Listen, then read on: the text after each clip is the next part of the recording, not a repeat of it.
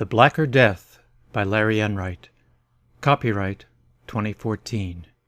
Read by Larry Enright. This book is a work of fiction. Names, characters, places, and incidents are either products of the author's imagination or are used fictitiously. Any resemblance to actual persons, living or dead, events, or locales is entirely coincidental. Chapter 1. Only 3 things in life are guaranteed. You're born, you die, and somewhere in between, if you keep playing the odds, you'll get lucky. What makes me such an expert?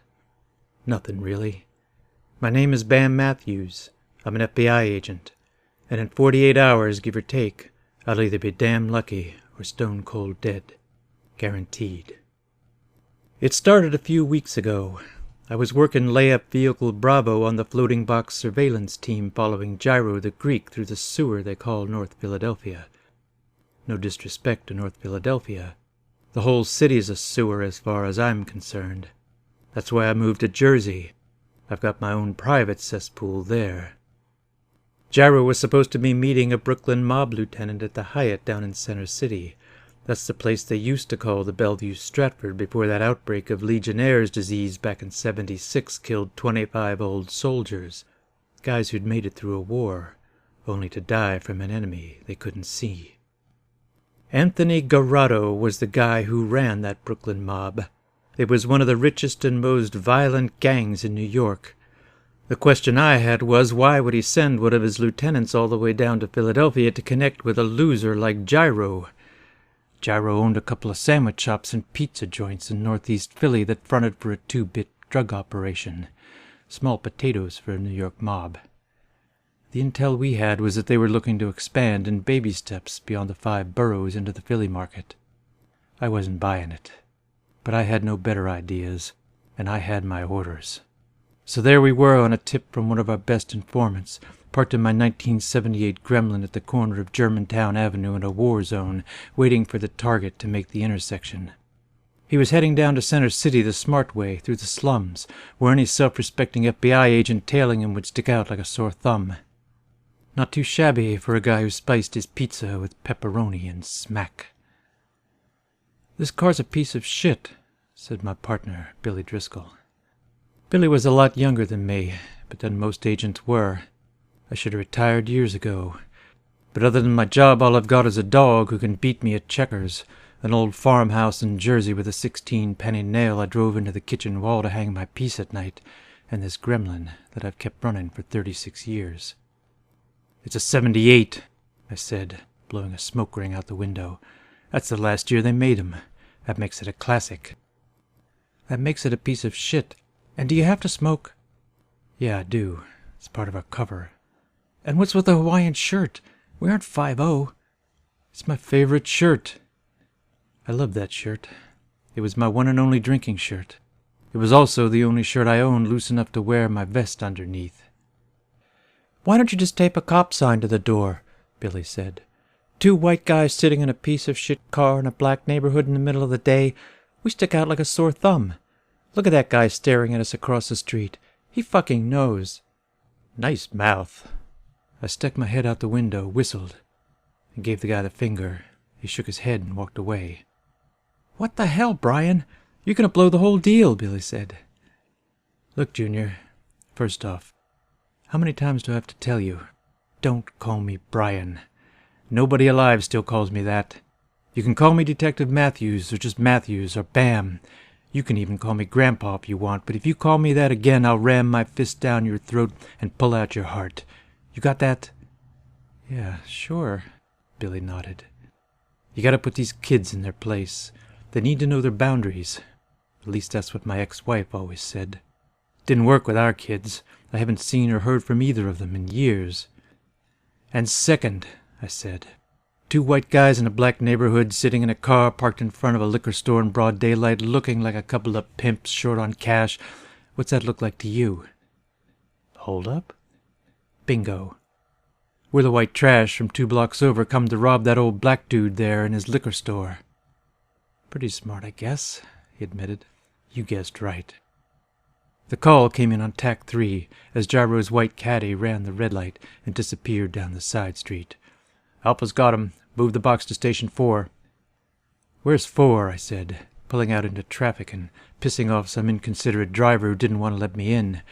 "The sheet's in the glove compartment." Billy swiped his finger across his smartphone. "6th and Girard. Looks like we've got the east side on Girard. You've got the grid in your phone? I keyed it in at the briefing this morning. Is that right? It's a surveillance app I wrote. I submitted it for approval a month ago. I could get a commendation or a grade increase out of it. I call it Gridlock. It works for both floating and stationary box setups. Cool, huh?" I laid on the horn when the SUV in front of us slowed down for a yellow light. "I can load it on your phone and show you how to use it later," Billy said. "The sheet's in the glove compartment. Double check it." "Why?" "Because I said so, kid." Billy checked the sheet. 6th and Girard. We're east side on Girard, like I said, Grandpa. I jerked left around the SUV into oncoming traffic, forcing the lady coming right at us to hit the brakes. I swerved around her back into my own lane and gunned it, making the next light with the street to myself. "Want me to drive?" Billy said. "No, I don't want you to drive." "You sure you're okay? You're not having a stroke or anything, are you, old man?" Smartass. I gave up on Germantown Avenue, cut across to 6th, and slowed down. "What are you doing?" Billy said. "The Mark's coming down 6th. "I want a good look at him." "You'll blow our cover. We'll have to pull out of the box." Billy reached for the mic.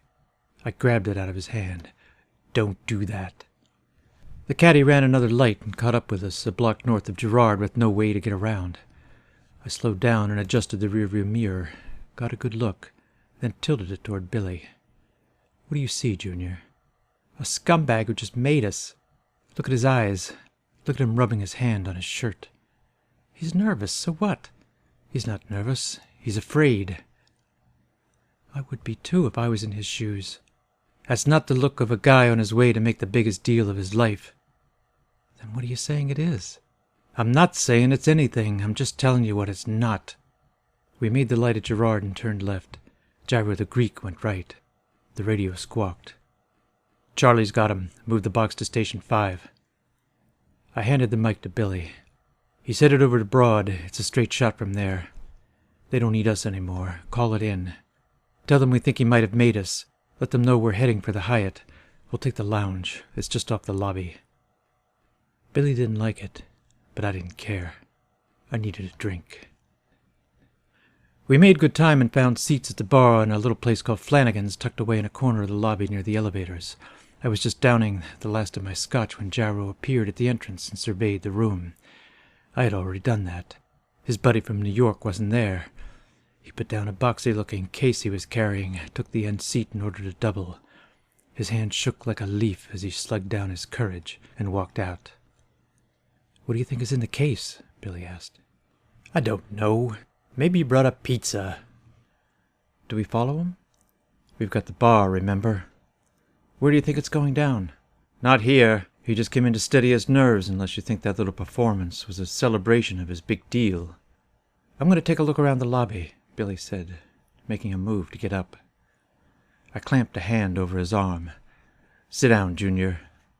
"Why?" "Because I said so." "There's nothing going on here. This is our post. It's a fucking bar." "First off, it's not a fucking bar. It's one of the classiest dives in Philly. And second, let me ask you something. How many bad guys have you killed in the line of duty?" "None." "How many firefights have you been in?" "None. You know that." 6 months out of Quantico and you're already itching to pull that trigger, aren't you? You're like Billy the Kid with a badge. "I just want to take a look." "I'm going to tell you a little story, Junior." Billy yanked his arm free and got up. "Tell it to the bartender, Grandpa, and have another drink while you're at it. I'll be right back." I let him go. I probably shouldn't have, but I did. The kid had good instincts and a good heart. But that was about it. I ordered another scotch. "You guys here on business?" the bartender asked. "Isn't everybody?" "FBI, right?" "What makes you say that?" "Your vest is showing." He pointed to my top button lying on the bar. I picked it up and put it in my pocket. I left my sewing kit at home. Got a safety pin? As a matter of fact, I do. The bartender slid a coffee cup full of pins and sewing needles my way. I picked out a good one and slid the cup back. Thanks. You just earned your life-saving badge, Boy Scout. Name's Bam. Rico, he said, shaking my hand. I used to be one of Philly's finest. Retired now. You'd be surprised what people come in here asking for when the hotel's convenience store is closed. Shouldn't you be sitting somewhere on a beach? I like to drink, and I can't afford it. So I water down your booze and skim what I want off the top. I laughed. You didn't happen to notice anybody come in here earlier from out of town, did you? Everybody that comes in here is from out of town. I'm not talking about everybody. I'm talking about maybe 3 or 4 guys, probably in suits, white, clean-cut, packing heat. And if you looked at them, you'd know right off the bat which one was the guy the others were protecting. Yeah, they were in here about an hour ago. 4 of them. The head guy had a drink, and they left. Are they staying at the hotel? They didn't say, and I didn't ask. What did they say? Their boss said he was hungry. I asked Rico to describe them to me, and he did. Who monitors the security cameras? I said, nodding toward the one mounted on the ceiling in the corner. Nobody, but they're recording everything. All the common areas are covered. You want me to make the call? Thanks. I got up and left a 20 on the bar. The office is in the lobby behind the information desk, he said. I'll let Cynthia know you're on your way. I left the lounge and walked across the lobby toward the elevators. Nice place. I'd been there a long time ago, but I didn't remember it looking that nice before. Somewhere along the line they'd restored it and turned the first 11 floors into offices, leaving hotel rooms on floors 12 through 18. On the 19th floor there was a fancy restaurant and the main hotel check-in. I went over to the information desk and flashed my badge to the woman hanging up the phone. Hello, Cynthia. I'm the guy Rico just called you about, I said. She nodded. Right this way. She led me into a back office where a bank of screens lined one of the walls above a desk and motioned for me to sit at the computer. This is the main menu for all our cameras, she said. I haven't used it since they went over it in training. Do you want me to get the manager on duty? She knows more about it than I do. No, I'm good. Does this thing have a printer? Yes, she said, and showed me where to click to freeze the frame and where to click to print. She told me she had to get back to the desk, so I let her go. I clicked on the icon for the lounge. There were 3 cameras listed, so I picked the one hidden among the bottles behind the bar. The live feed came up on the screen in front of me. Rico was talking to a nice-looking lady in a red dress, a real businesswoman. I clicked on the clock next to the bar icon and set it back 2 hours. The screen changed. Rico was washing glasses. The place was empty. I fast-forwarded until the guys he described to me arrived. The head guy was a tree trunk, a walking jewelry store who wore a thick gold chain around his neck with a good luck cornetto dangling on his hairy chest. He ordered a glass of red wine, took 1 sip, and they left. I froze the screen on a good headshot, printed out a few copies, and went looking for Billy. He was near the front doors with a couple other agents. One of them was Assistant Special Agent in Charge, Ralph Fink, the guy running the op. We had 5 assistants at our field office. In the chain of command, they were second only to Special Agent in Charge, Charles Evers. We need to seal off the hotel and move in, I said. Now. Why? Said Fink. The meeting hasn't gone down yet. I've got a bad feeling about this. Gyro checked in at the front desk on 19 and took the elevator down to 12. He's in room 1205. I've got men across the street with a laser microphone and camera aimed at his window. I've got a warrant to record everything. I've got men at every exit. Everything's going according to plan, Matthews. I'm not going to let you blow this up because you've got a bad feeling. Check your surveillance. Fink scowled and brought the radio up to his ugly mug. This is Team Leader. Eyes and ears, what's your status? All's quiet here. We've got some movement in the room. The curtains are closed and the TV's on. It sounds like a porno channel. I think he's whacking off. Satisfied? Said Fink. Garado's wise guy got here an hour ago. How the hell would you know that? We don't even know who he is." I handed them the photos of Tree Trunk and his goons. "Take a good look. This isn't a meeting. It's a hit." Fink directed his anger at me into his radio. "Send in the maid, now." "You're too late," I said. "Then what's that movement in the room?" asked Billy. "Remember that funny-looking case Gyro had?" "Yeah?" "Probably had his dog in it." Fink got back on the radio. "Units 3 and 4 move into position. I want you ready when the maid goes in." "You can change the sheets on Gyro's bed, Ralph. I'm sure he'd appreciate it, but I think he's already checked out." Fink was a jackass, but he meant well. "Floors 2 through 11 are offices," I continued. "If you don't find him dead in the room, I'm betting he walked down one floor to 11 for the meet. His body will be in one of the empty ones." Fink sent one of the other men to the information desk to find out which offices in the building were vacant. He left Billy to watch the lobby and got on the elevator. I waited until the doors closed and pressed the up button. "Where are you going?" Billy asked. "In case you hadn't noticed, Fink didn't assign me anywhere." "Why don't you hang down here with me?" "I'm hungry," I said. I got on the elevator and took it up to 19. There was a swanky restaurant up there called XIX. That's 19 in Roman numerals. Nice place. Windows all around with a view of the city except in one corner where there was a bar, mirrored wall, and a few cozy booths. It was the kind of spot where nobody could sneak up behind you. That's where I found Tree Trunk and his 3 buddies. I sat down at the table next to them and looked through the menu. "You guys order yet?" I said. I had their undivided attention. "I was just wondering what's good here." "The crab cake Benedict," said Tree Trunk. "It's got a nice dill hollandaise." His buddies laughed. Nothing like a wise guy with his own audience. I wondered if he'd said something funny to Gyro before sending him off to the great unknown. "Nice, like to die for?" I asked. "Yeah, to die for." They laughed again. "Nice to come all the way down from Brooklyn for?" I put the menu down and met his stare. "Who wants to know?" he said. I was pretty sure he wasn't going to whack me right there before enjoying the crab cake Benedict he had driven all the way from New York for, but the way his goons shifted in their seats made me think they were readjusting themselves to make it easier to draw on me without spilling their water glasses. I figured it was as good a time as any to flip my badge. "Matthews," I said, FBI. In my experience, when a scared animal knows it's trapped, it starts scrambling for the exits. Tree Trunk didn't flinch.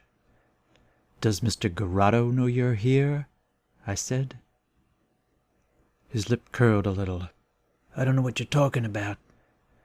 "Didn't your mother ever tell you that lying is a sin? You could go to hell for that." "After you, cop. What do you want?" "I just want to know what you're doing in town." "None of your business." "That bulge in your jacket makes it my business." "I got a permit." "Mind showing it to me?" He took out his wallet and handed it over.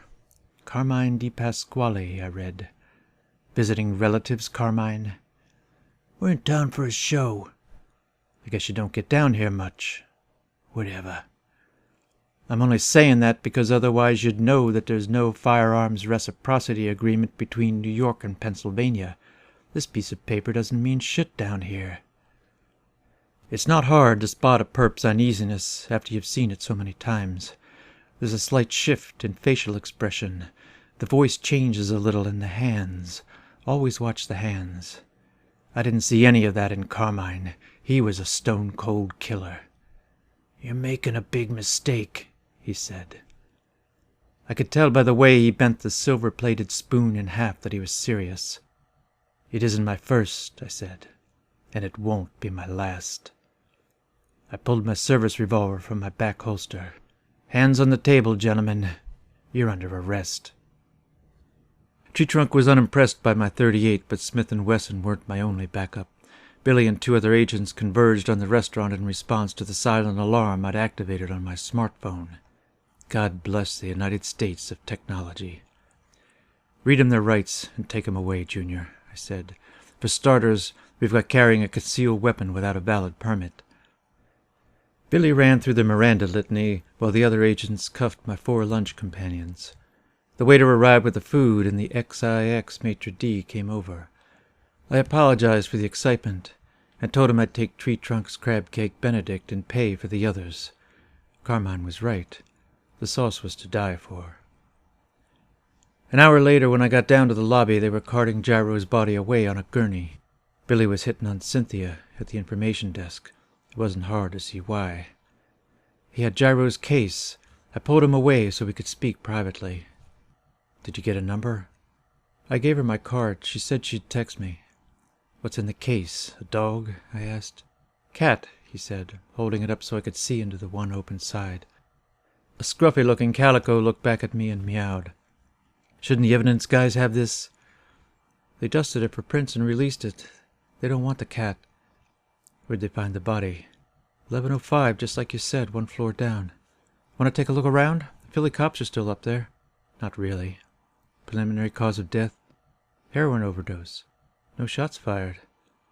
"No, just a bunch of drug paraphernalia." "No sign of a struggle?" "Nope, just this."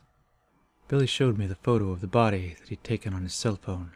Gyro was lying on the floor with a flower on his chest and a needle in his arm. "Nice touch. Did the CSI guys get this shot?" "I guess. Why?" I held up the surveillance photo and pointed to the flower on Tree Trunk's lapel. "Look familiar?" "It didn't make it to lunch. Make sure they test the one on the stiff." Billy did a thumb dance on his phone. "What are you doing?" I asked. "I'm texting Fink to let him know." I nodded. "While you're at it, tell him to check Gyro for a cell phone. Get his call records. I'm guessing there's one from Carmine telling him to come downstairs." "Got it." "You ready to head back? I think I'm going to call it a day." "Nap time, Grandpa?" "You can walk if you want, Junior. It's your call." We took the stairs to the 2nd floor and headed for the sky bridge to the parking garage. "You're in pretty good shape for an old guy," Billy said. "I try." "You shouldn't drink so much, though." "I know." "Tell me something. How come Fink is higher up than you? You've got the seniority." "'Cause I drink too much." We stopped at the entrance to the glass-enclosed walkway that spanned Chancellor Street to watch a commotion ahead. Billy still had his FBI vest on. Somebody noticed and called out to him for help. We pushed through the crowd to where a man was passed out on the floor. They were giving him plenty of room. He was as red as a beet, and there was blood on his face and sleeve. Billy knelt down to check him out. "Did someone call 911, or were you too busy taking selfies?" I said. "I called them," said several people. Every once in a while something like that happens to reassure me that not everyone is a jerk like me. It's the kind of thing that gives me faith in the human race. The guy on the ground was dressed in a pretty nice suit, except for the blood smears. He opened his eyes and started flailing around when Billy touched him. "Take it easy, sir," Billy said. "Help is on the way." Billy loosened the guy's tie and collar and opened his jacket. The poor bastard coughed up blood all over the kid. "I don't think he's been shot or stabbed," Billy said, accepting the offer of my handkerchief to wipe it off. "Keep it," I said when he tried to give it back. "Did anybody see what happened?" I asked the crowd. Of course everyone answered at once. That's just how it goes. But it sounded like the guy just keeled over on his way from the garage. I started taking down names and phone numbers and letting people go. God forbid they miss their hair appointments or workout dates. The ambulance pulled into the garage below us, and in a few minutes EMTs and paramedics were on the scene. We identified ourselves. Billy gave one of them his card. A cop showed up just after that. When we asked if he needed us, he said no, so we left. I dropped Billy at the office. He didn't want the cat. I didn't want the cat either, but I took him anyway. I brought him home, gave him some milk, introduced him to my dog, Shep, hung my piece on the nail in the kitchen, and lay down for a nap.